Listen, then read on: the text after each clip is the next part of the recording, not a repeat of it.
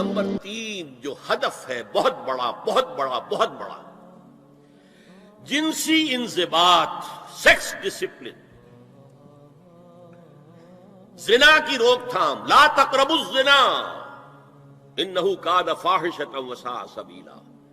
زنا کے قریب تک نہ پھٹکو، یہ نہیں کہا کہ لا تزنوا، نہیں، قریب تک نہ پھٹکو۔ جیسے کہ یہ فیصل آباد کا ہمارا گول چکر ہے اور 8 بازار آ رہے ہیں۔ اب کوئی سرکاری پروگرام یہ ہے کہ اس گول چکر تک، چوک تک کوئی بھی جلوس نہ پہنچے، تو 8 بازاروں کو بند کرو گے نا۔ لہذا دور دور تک اللہ تعالیٰ نے وہ حدیں لگا دی ہیں کہ زنا کی ترغیب نہ ہو، زنا کے راستے جو ہے وہ مسدود ہو جائیں۔ اور زنا کے بارے میں اب دیکھیے، یہ اس دور کی انٹلیکچوئل خیانت، ڈس آنیسٹی کا سب سے بڑا معاملہ ہے۔ جدید نفسیات کا بابا آدم مانا جاتا ہے فرائڈ، اور فرائڈ کے نزدیک انسان کے محرکات عمل میں سب سے زیادہ طاقتور، سب سے زیادہ پوٹنٹ سیکس ہے۔ مارکس نے قرار دیا پیٹ کو معاشی ضرورت، فرائڈ نے کہا نہیں، سیکس ہے اصل شے، اصل محرک انسان میں۔ یہاں تک کہتا ہے ایڈیپس کمپلیکس، باپ اگر محبت بھری نگاہ سے بیٹی کو دیکھ رہا ہے تو یہ بھی سیکس ہے، اور ماں اگر بیٹے سے محبت کر رہی ہے تو یہ بھی سیکس ہے۔ انا للہ و انا الیہ راجعون۔ ان کمبختوں کا اصل یہ معاملہ ہے کہ ایک شے پر نگاہ جم گئی تو سب کچھ اسی کے گرد گھما دیا، ورنہ بات غلط نہیں ہے۔ Sexual motive one of the most important motives, no doubt about it. اگر یہ نہ ہو، اگر عورت میں مرد کے لیے اٹریکشن نہ ہو، اگر عورت کو مرد کی احتیاج نہ ہو تو تمدن ختم ہو جائے۔ کون شادی کا کھکیڑ مول لے گا؟ ایک پیٹ پالنا اور ہے، خاندان کی ذمہ داری اور ہو جائے گی۔ یہ اس قدر زبردست جو ہے، یہ موٹیویشن ہے، اندر سے جذبہ ہے اور اٹریکشن ہے شدید۔ اس اعتبار سے یوں سمجھیے، جتنا زوردار گھوڑا ہو اتنی ہی زوردار لگام چاہیے اگر ڈسپلن میں رکھنا چاہتے ہیں۔ لہذا اس سیکس کو ڈسپلن میں لانے کے لیے کہ قانونی تعلق ہو ایک مرد اور عورت کے درمیان، ازدواج ہو، شادی ہو جائے، یا دوسرا راستہ وہ بھی تھا جو آج کل نہیں رہا، باندھی ہو کسی کی، مل کے یمین ہو، ان کے اندر سیکشول انٹرکورس جو ہے وہ ہو اور اس سے باہر نگاہ بھی نہ جائے۔ اس زنا کے بارے میں حضور نے جو، اچھا ایک تو میں آپ کو بتاؤں کہ قرآن اور حضور دونوں کس قدر حقیقت پسند ہے۔ سورہ آل عمران میں فرمایا زُيِّنَ لِلنَّاسِ حُبُّ الشَّهَوَاتِ مِنَ النِّسَاءِ وَالْبَنِينَ وَالْقَنَاطِيرِ الْمُقَنطَرَةِ مِنَ الذَّهَبِ وَالْفِضَّةِ وَالْخَيْلِ الْمُسَوَّمَةِ وَالْأَنْعَامِ وَالْحَرْثِ۔ انسان کے اندر محبت پلا دی گئی ہے، مزین کر دی گئی ہے، کن کن چیزوں کی؟ سب سے پہلے عورت، سب سے امپورٹنٹ موٹیو عورت، پھر بیٹے، پھر ڈھیروں مال، سونا چاندی، آلہ گھوڑے نشان زدہ، اور مال مویشی اور کھیتی، لیکن سب سے پہلے عورت۔ زُيِّنَ لِلنَّاسِ حُبُّ الشَّهَوَاتِ مِنَ النِّسَاءِ وَالْبَنِينَ وَالْقَنَاطِيرِ الْمُقَنطَرَةِ مِنَ الذَّهَبِ وَالْفِضَّةِ وَالْخَيْلِ الْمُسَوَّمَةِ وَالْأَنْعَامِ وَالْحَرْثِ۔ اسی طرح دیکھیے حضور صلی اللہ علیہ وسلم فرماتے ہیں، یہ مسند احمد میں بھی حدیث ہے اور حاکم اور بیہقی نے بھی، عن انس ابن مالک رضی اللہ تعالی عنہ قال قال رسول اللہ صلی اللہ علیہ وسلم حبب الی النساء والطیب وجعلت قرۃ عینی فی الصلاۃ۔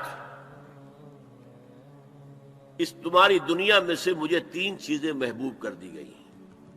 حبب الیہ، نمبر 1 نساء۔ کوئی جھجک کی ہے آپ نے بیان کرنے میں؟ ہم شاید یہ جملہ کہتے ہوئے جھجکیں گے، اللہ کا رسول نہیں. حقیقت ہے، اس کا اعتراف کرو. بہت مضبوط موٹیو ہے، اس میں کوئی شک نہیں، کوئی شک نہیں، کوئی شک نہیں. حبب الی النساء والطیب، خوشبو، وجعلت قرۃ عینی فی الصلاۃ، اور میرے آنکھوں کی ٹھنڈک نماز میں ہے. اسی طرح خود قرآن میں سورہ احزاب میں جب حضور سے کہا گیا کہ اب بس جتنی شادیاں ہو چکی تھیں آپ نے کر لی ہیں، اب آئندہ نہ کیجیے، وہاں بھی صاف الفاظ آئے ہیں. اللہ کو بھی واللہ لا یستحیی من الحق، اللہ کو حق بات کہنے میں کوئی حیا یا کوئی جھجک نہیں ہے.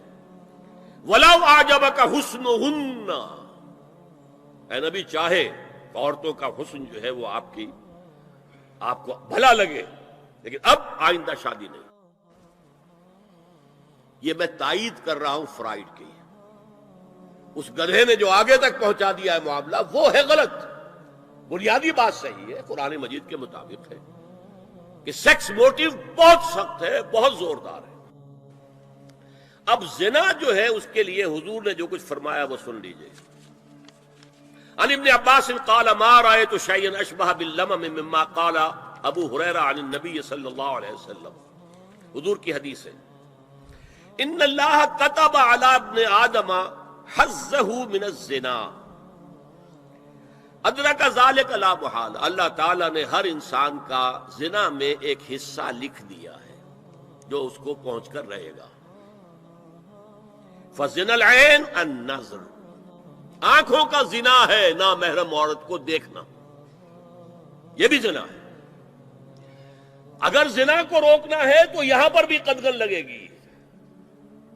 ایک جگہ آیا ہے حدیث میں النظر سہم، یہ تیر ہے. یہ نظر جو ہے نگاہوں کے تیر، یہ تو آپ شاعری کے اندر بھی اور گانوں کے اندر بھی نگاہوں کے تیر سنتے ہیں کہ نہیں سنتے؟